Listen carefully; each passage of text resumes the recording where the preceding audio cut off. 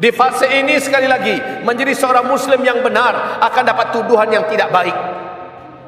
Oh, muslim yang berpegang erat dengan kitabullah dan dengan sunnah Rasulullah akan dianggap sebagai orang radikal. Tokoh populer tingkat internasional sekelas Profesor Dr. Din Samsudin saja dilabeli dengan label radikal. Bismillahirrahmanirrahim. Rindu surga.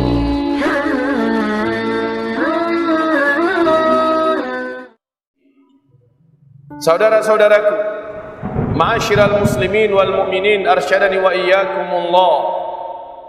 Rasulullah menyebutkan sejak beliau diutus sampai umat Islam, umat ini Allah serentak wafatkan di muka bumi ini sebelum kiamat.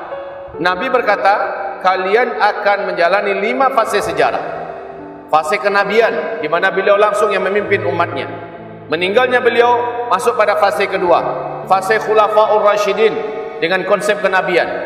Berakhir 30 tahun, kemudian berlanjut pada fase ketiga, yaitu fase para khalifah-khalifah yang menggunakan sistem kerajaan. Dan fase ketiga ini telah selesai dengan tumbangnya Khilafah Islamiyah Al-Uthmaniyah di Turki pada tanggal 3 bulan Maret tahun 1924. Lebih kurang 97 tahun yang lalu fase ketiga telah selesai. Kita berada pada fase keempat.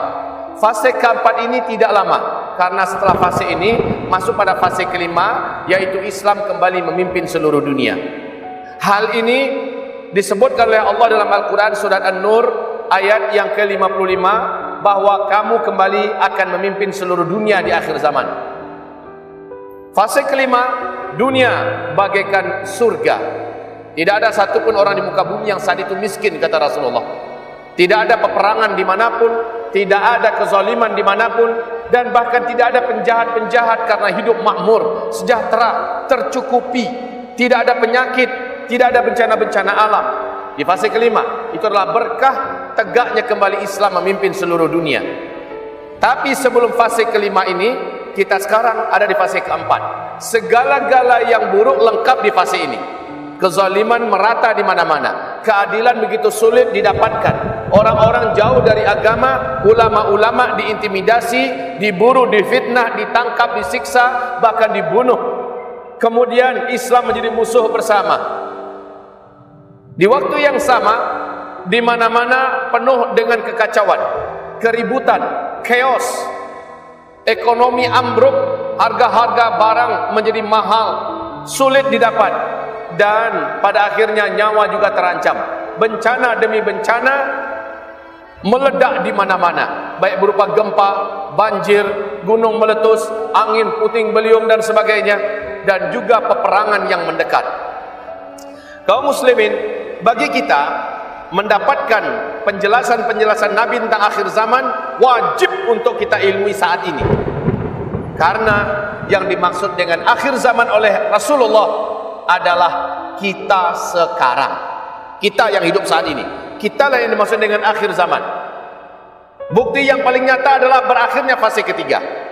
Lalu Arab menjadi kaya raya. Seluruh Arab menjadi kaya raya. Setelah itu Arab berlomba-lomba mempertinggi bangunan-bangunan di kota-kota besarnya. Dan setelah itu Arab menjadi brutal, Arab menjadi jahiliyah kembali. Sekarang waktunya. Sekelas Arab Saudi saja sudah Eropa seperti Eropa-Eropa yang lainnya. Dan pada saat ini kita juga menyaksikan hadis-hadis Nabi sallallahu alaihi wasallam tentang negeri Arab dituruni salju. Saat ini negeri-negeri Arab sudah mulai dibungkusi oleh salju, khususnya Arab Saudi.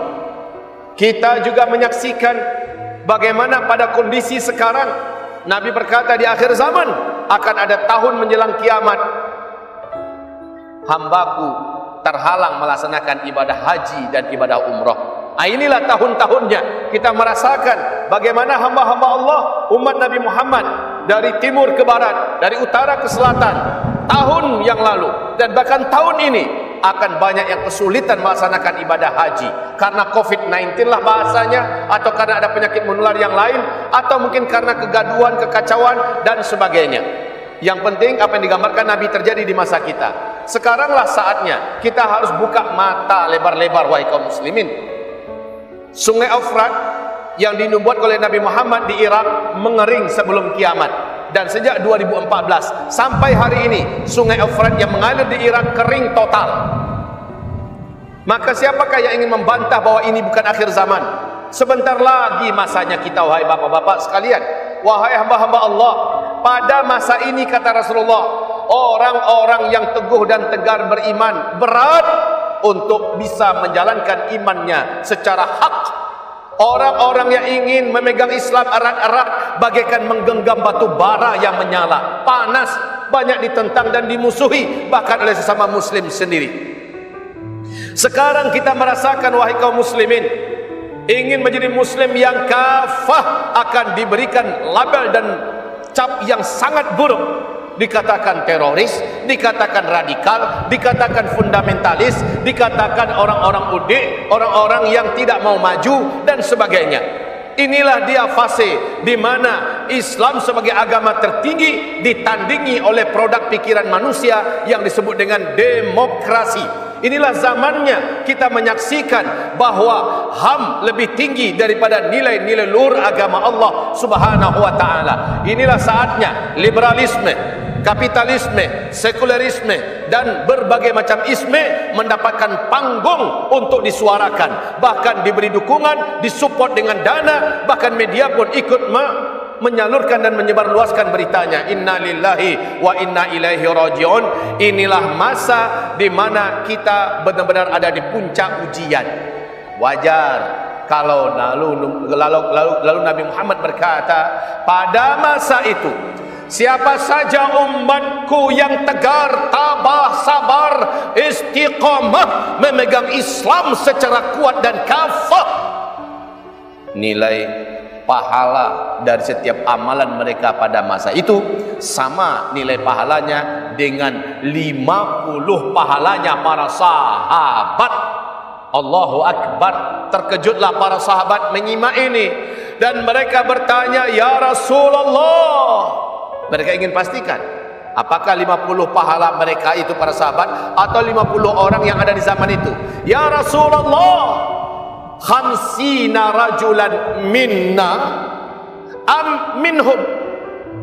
Ya Rasulullah, 50 kali lipat pahalanya kami, para sahabat-sahabatmu ya Rasulullah, atau 50 kali lipat pahala mereka yang hidup di zaman itu.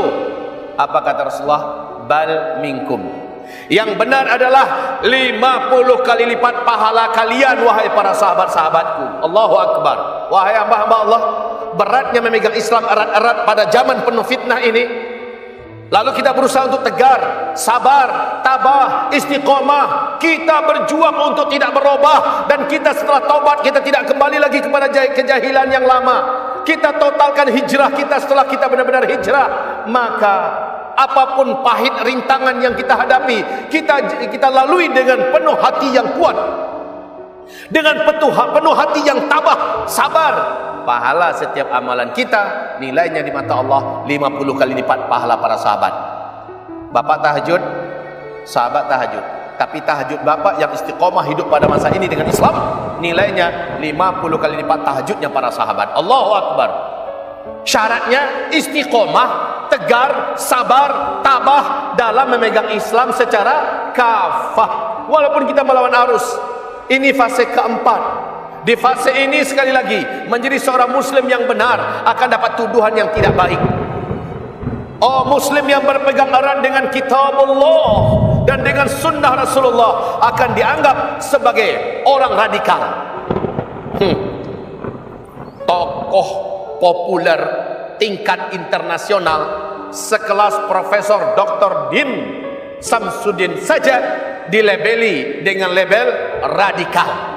Hanya karena Profesor Dr. Din Samsudin kritis dan memberikan nasihat, memberikan masukan kepada penguasa sebagai pihak yang berada di pihak oposisi. Orang yang selembut itu berkali-kali mendapatkan gelar dari dunia sebagai tokoh perdamaian dan sebagainya. Sekarang karena tidak sependapat dengan pemerintah yang sedang berkuasa, maka beliau dilabeli radikal. Beliau adalah tokoh Muhammadiyah, beliau adalah tokoh kebanggaan Indonesia, beliau adalah tokoh kebanggaan dunia, dilabeli radikal. Ulama yang sangat moderat, ulama yang sangat lembut dan santun, karena banyak memberikan kritikan dan nasihat kepada kekuasaan yang sedang berkuasa, maka beliau pun mulai disematkan kepada bahasa-bahasa yang tidak enak didengar. Nah, sekarang kalau begitu pantesan Nabi Muhammad bersabda sallallahu alaihi wasallam, pada masa itu orang yang berpegang erat dengan Islam secara kafah, mereka bagaikan menggenggam batu bara yang menyala. Dan mereka saat itu menjadi orang asing.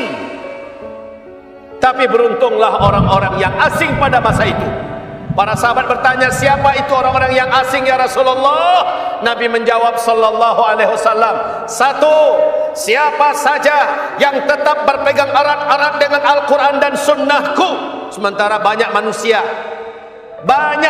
dari umatku yang antara memegang dengan lepas dengan kitab dan sunnah, kadang-kadang dipaci ariknya, kadang-kadang dilapihnya. Tapi yang berpegang erat-erat apapun yang terjadi, ujian apapun yang mereka hadapi, mereka tegar, tabah, sabar, dan mereka istiqomah. Itulah umatku yang asing. Dan beruntunglah mereka. Mereka akan disediakan tempat yang sangat istimewa di dalam surga Allah kelak pada hari kiamat. Yang kedua, orang-orang yang asing di akhir zaman dari kalangan umatku adalah orang-orang yang yuhyuna bisunnati id amataha annas. Siapa saja yang berani menghidupkan sunnahku, pada saat itu umatku rame-rame mematikan sunnah itu, dia yang hidupkan. Itulah umatku yang asing di akhir zaman. Yang ketiga, orang-orang yang beruntung dan mereka terasing di akhir zaman, tapi mereka yang mendapatkan tempat yang termulia, di tempat yang paling istimewa di tengah-tengah surga, disebut dengan Tuba. Maka kaum muslimin, orang yang ketiga ini, mereka adalah alladzina yuslihun idza fasadan nas.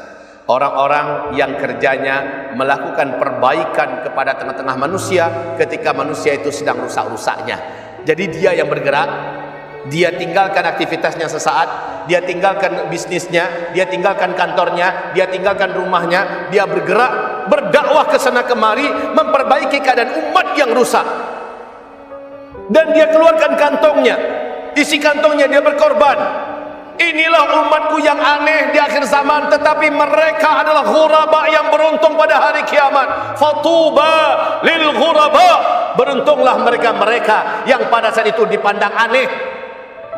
Berpegang erat dengan kitabullah dan sunnah Rasul, menghidupkan sunnah Rasul ketika dimatikan manusia, dan dia adalah orang-orang yang bergerak ke tengah-tengah manusia, melakukan perbaikan ketika manusia sedang dalam keadaan rusak di mana-mana. Ibadallah, jadilah kita orang-orang ghuraba di akhir zaman. Walaupun pahit dan berat, hidup ini hanya sebentar.